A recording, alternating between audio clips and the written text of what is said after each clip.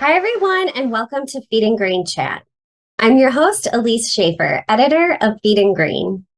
This edition of Feed and Grain Chat is brought to you by Watt Global Media and feedandgrain.com. Feedandgrain.com is your source for the latest news, product, and equipment information for the grain handling and feed manufacturing industries. Today, I'm joined on Zoom by Ryan Lane, President of ADM Animal Nutrition North America. He's here to discuss ways the feed industry is helping reduce carbon emissions from the animal protein production supply chain. When it comes to life cycle assessments, sourcing accurate feed data can be challenging. How does ADM get data for its feed and ingredient life cycle assessments? So analyzing and mitigating a product's environmental footprint is an emerging in a still developing framework. But to ensure everyone is on the same page in terms of using and tracking the same metrics, we do rely on standardized methodologies like PE, FCR, ISO, and FAO LEAP. Last December, I'm happy to announce that we joined the Global Feed LCA Institute. This is an independent organization that's developing a publicly available animal nutrition life cycle analysis database to support meaningful environmental assessments of animal nutrition products. So together with the underlying UN FAO LEAP-based methodology, this LCA database aims to be the reference for assessing and benchmarking feed industry impacts as week of an improvement in LCA calculations moving forward. ADM recently obtained the first verified LCA results for one of our products known as Extract, and this is a plant extract feed additive.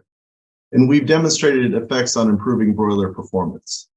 Additional LCA efforts are in progress to assess our environmental impact of feed manufacturing and their applications in animal production. With the carbon footprint data we've received on the production of Extract, we can begin to identify areas for operational improvement and take action that will be useful for our downstream customers. What opportunities exist for ADM and other feed manufacturers who can effectively reduce their company's carbon footprints? Yeah, so when we look at the LCA, it's a tool. It helps us quantify the environmental impact of two key phases of feed and additives, their manufacturing and their use by livestock. So if we look at the first phase, this provides specific carbon footprint information that we can include on feed product labels and transparency to our customers, which includes producers of animals, integrators, and feed millers. The second phase of the LCA assesses whether that target product can help the following. First, lower greenhouse gas emissions through the improvement of animal health. The second is optimization of animal performance, and or third, the reduction of nutrient excretion into the environment.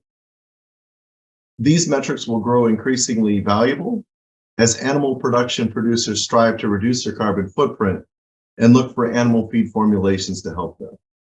Both phases of LCA can help stakeholders identify where they can make improvements, but ultimately, changes across the value chain are required to achieve reduction targets. For instance, we can review manufacturing methods, alternative carriers or coating materials, and then implement measures to reduce our environmental outputs. We tend to focus a lot on climate and carbon when it comes to sustainability and feed. But ADM is a global company that impacts many people around the world. How does ADM's sustainability objectives also promote its social mission to enhance communities? Great point. Thanks for mentioning it. As leader in human and animal nutrition, ADM is committed to playing our part within the global food system to serve the world's nutritional needs while reducing environmental impacts. LCA is one of many ways we're focusing on enhancing sustainability, including renewable product and process innovations, supply chain commitments, and improving overall operational efficiency. Our ambitious Strive 35 plan targets energy use, greenhouse gas emissions, water use, and waste management. By 2035, we're dedicated to reducing our scope 1, 2, and 3 greenhouse gas emissions by 25% and this is against our 2019 baseline. We're also committed to being 100% deforestation free by 2025, which includes direct and indirect sourcing of all commodities. Additionally, we have committed to working with the Science Based Targets initiatives with the aim of obtaining approval of our climate targets and alignment with global goals to limit rising temperatures to 1.5 degrees Celsius. Furthermore, we do collaborate with peer organizations to contribute to the global conversation. ADM is a member of the Coal Farm Alliance, the Responsible Meat Initiative, the Global Roundtable of Sustainable Beef, the Greener Cattle Initiative, and other multi-stakeholder forums.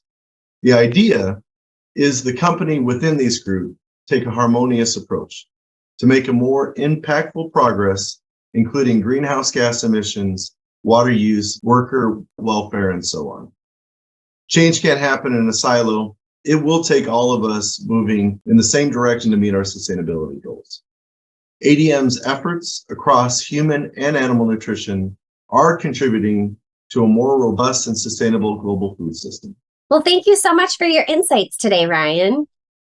And if you're interested in the topics we discussed here today, consider joining us at Feed Mill of the Future Conference, held at IPPE in Atlanta on January 24th. Ryan will be speaking there on a panel titled Feed's Role in Animal Ag's Path to Net Zero Carbon Emissions. For more information and to view the full program, visit feedmillofthefuture.com. That's all for today's Feed and Grain Chat. Thank you for joining, and we hope to see you next time.